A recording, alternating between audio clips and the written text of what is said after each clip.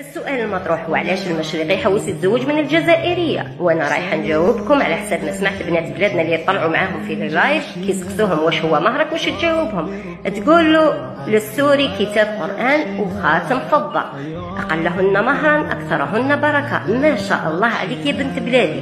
وتجاوب الفلسطيني حفنه تراب من فلسطين تكفيني. قولي والله يا بنتي وليد بلادك اقل مهر تطلبيه منه 20 مليون، وبلا دراهم العرس يعني 150 مليون، 5 سنين مورا العرس وهو مازال مخلص في الدين. عمي تبون هذا نداء ليك، وعلاش ما ديرلناش مشروع استيراد تراب من فلسطين؟ وعلى بالي الرجل الجزائري يحب بنت بلاده بزاف ما راحش يجيب لها حفنه، راح يشيلها شكاره تاع 50 كيلو تغرسي فيها بنت بلادي حتى لي بوت عنوار. يعني سبب نزوح المشارقة على البنت الجزائرية لأنه مهرها قليل، حفنة تراب ولا خاتم فضة وكتاب قرآن. بخصتوا بينا الله يهديكم.